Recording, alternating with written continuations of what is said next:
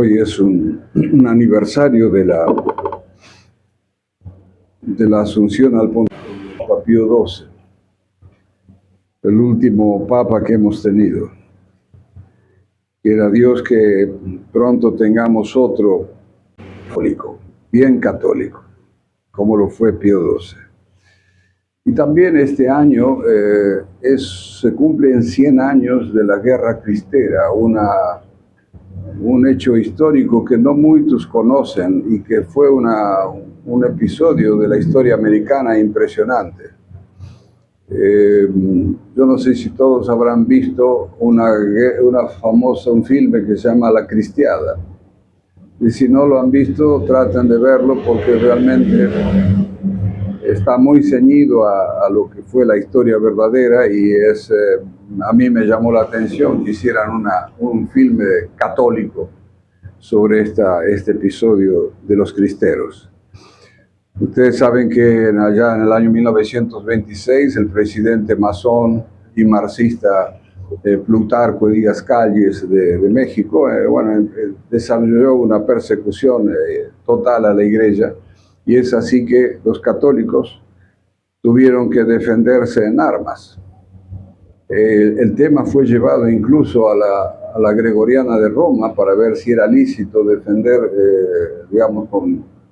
defenderse con armas en este caso, y el Papa Pío IX dijo que sí, que estaban dadas las circunstancias.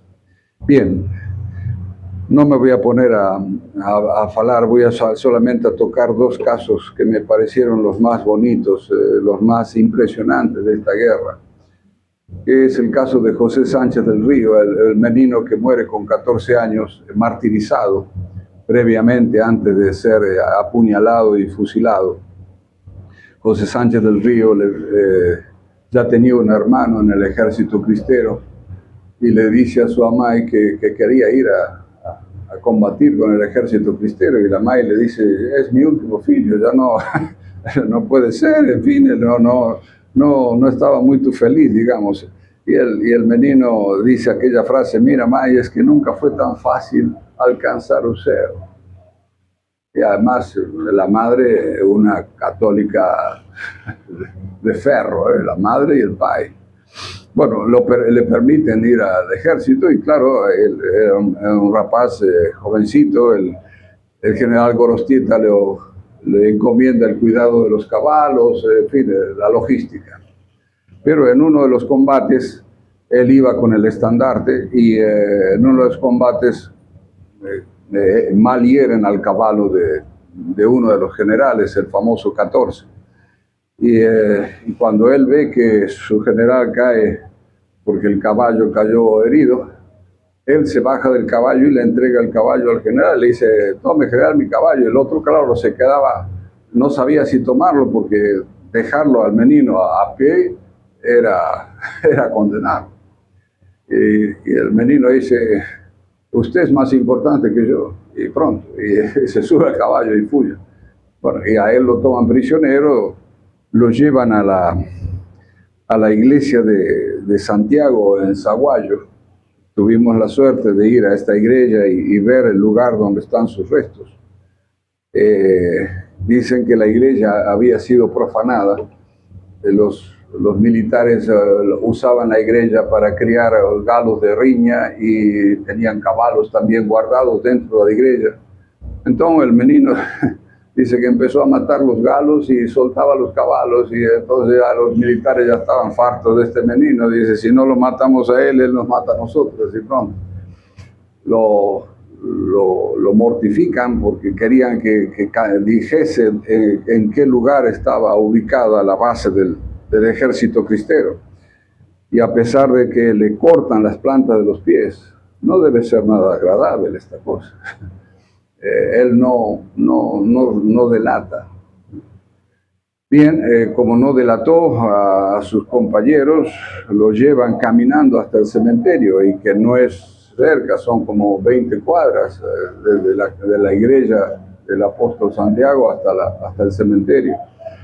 Hicieron ahora una vereda con las marcas de los pies del menino, como lembranza de ese sufrimiento que pasó.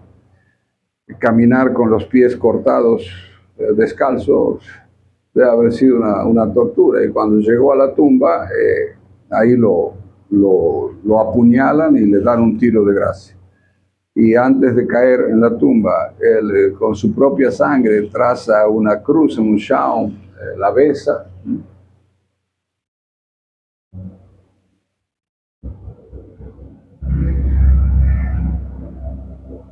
Y grita su último, viva Cristo Rey. Su último en esta tierra. Bueno, por la traición de dos obispos mexicanos, que gracias a Dios es que sí sus nombres,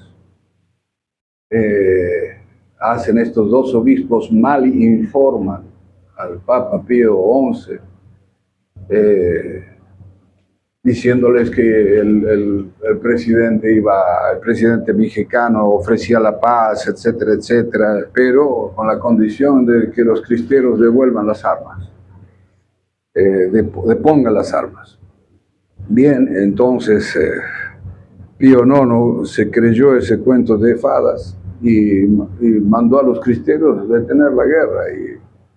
Y claro, contaban al principio que los cristeros llegaban a un pueblo, deponían las armas en la plaza del Pobo, salían por otra rúa y acá los fusilaban directamente. Claro, cuando los otros cristeros se enteran de lo que estaban haciendo y que era toda una traición, muchos cristeros se pasaron años viviendo como animales en el monte. ¿Por qué? Porque sabían, claro, en los pueblos chicos, todo el mundo sabía quién era el cristero y quién no. Entonces ellos decían, si vamos al pueblo, me van a delatar. Y entonces se quedaban viviendo como animales. Y hay un caso de la paz, se firma en el año 29. Murieron más cristeros después de la paz, después de la asignatura de la paz, que durante la guerra cristera, para que se den idea de la traición que hicieron con los cristeros. Bien, la cuestión es que el otro caso que a mí me impresionó mucho es del padre Maldonado. El padre Maldonado era párroco de un pueblo que se llama Santa Isabel, perto de Chihuahua. Y este padre, sabiendo de que había muchos cristeros que estaban viviendo en la montaña, como animalitos, cazando, en fin, él cada tanto se metía en las montañas y les los confesaba, les daba la misa, etc. Y entonces el obispo de Chihuahua, que no era muy cristero, que digamos, era bastante flojito, le dice al padre Maldonado que deje de andar atendiendo a esta gente, porque él se enteró de que el padre Maldonado iba a atender a estos cristeros que estaban en las montañas. El Maldonado dice, disculpe, monseñor, pero esta gente dejó todo por la defensa de Dios y de la iglesia. No los podemos dejar tirados como animales. El otro día ya se arreglarán, qué sé yo, en fin. No les daba importancia el obispo. Bueno, el padre Maldonado siguió haciendo esta cosa. Claro, los federales, los del ejército, se enteraban de que cada tanto alguien les pasó el dato de que este cura seguía atendiendo a los cristeros. Cuando los cristeros ya no eran un riesgo de nada, ya se había hecho la paz, ya habían entregado armas, etc. No eran un peligro de nada. Pero era el odio a la fe y a la religión que en el fondo tenía esta gente. Entonces, una vez dice que lo esperan al cura que salía a ver un doente y llevaba en un corporal la hostia para el doente. Cuando sale de la iglesia de la parroquia de Santa Isabel, ve que se acercan los meninos estos, con cara de pocos amigos, y se da cuenta que, bueno, que habría tal vez llegado su fin. lo toman prisionero a la noche y a fuerza de, ¿cómo le llaman? La parte de atrás del rifle. Cuando, en español es la culata de un rifle. ¿No?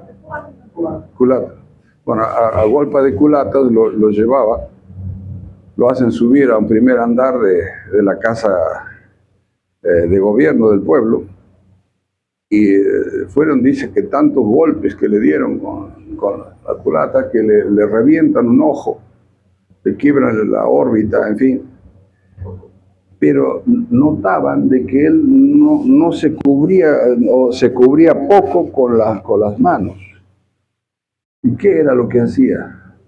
Claro, el padre cuando vio que venían estos tipos, ya no había tiempo para esconder el Santísimo. Entonces el Santísimo se lo puso debajo de la axila y entonces no podía cubrirse bien todo lo que hubiese él querido.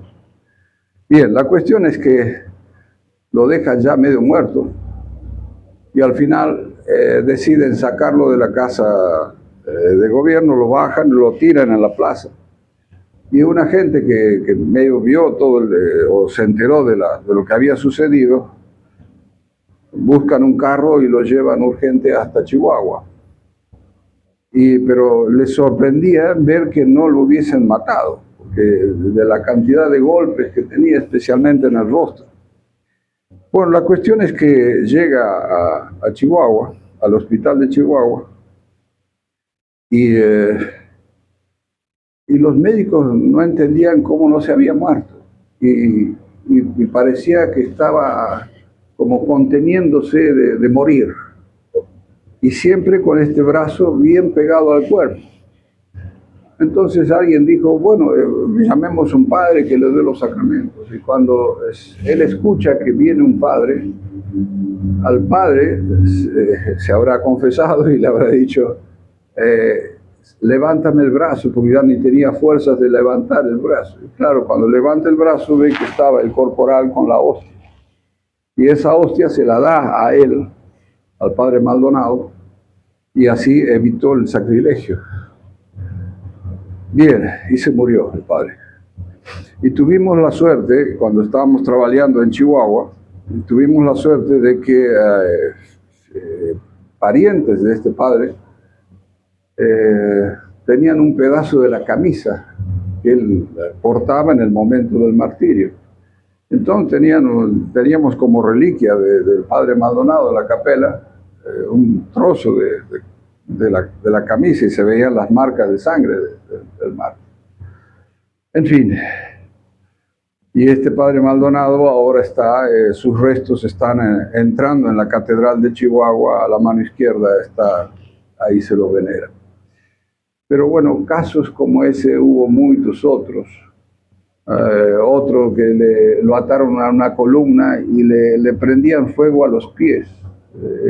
No lo quemaban todo, lo quemaban de poquito, para que se quemen bien los pies y después lo hacían caminar hasta el lugar donde lo fusilaban o lo aforcaban, en fin. Cosas espantosas, espantosas. Y cosas que mucha gente, incluso mexicanos, no conocen.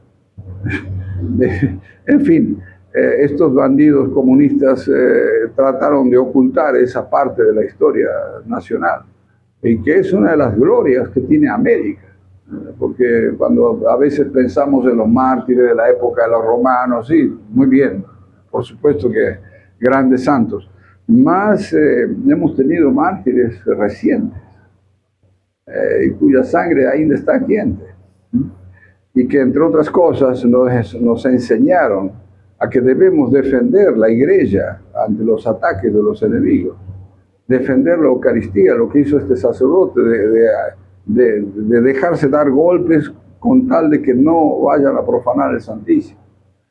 Y ahora se profana el Santísimo con tanta facilidad.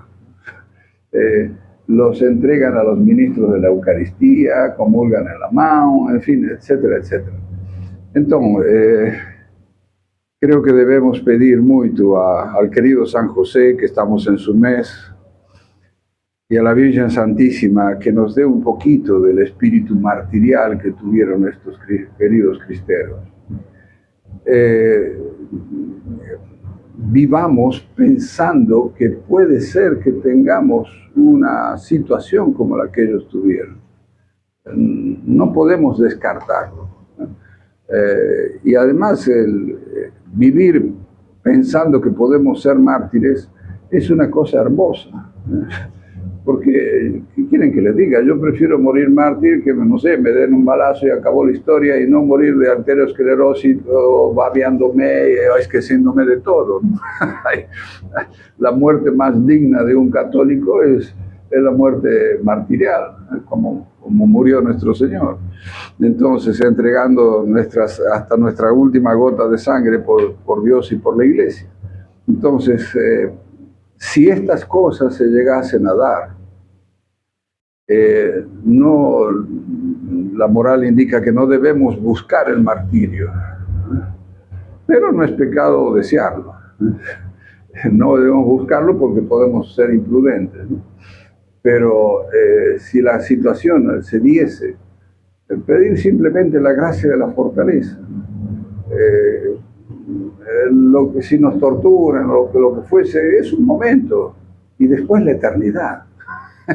O sea, conseguimos el premio para siempre.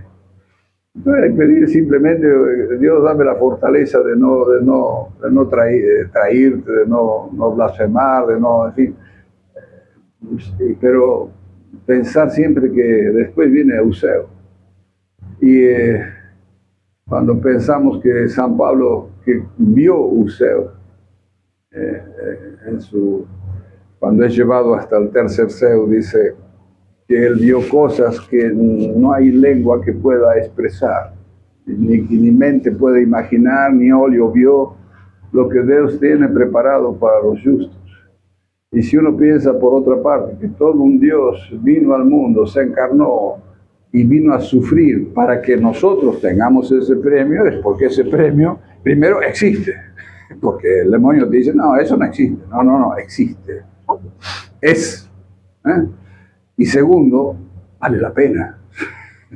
Vale la pena porque hasta Dios Padre dio a su Hijo para que nosotros gocemos de ese premio, no seamos tan imbéciles de perder ese premio. Entonces, que el ejemplo que nos dan los queridos cristeros y todos los mártires cristianos nos ayuden para que vivamos con ese deseo de no perder Eusebio. Ave María Purísima.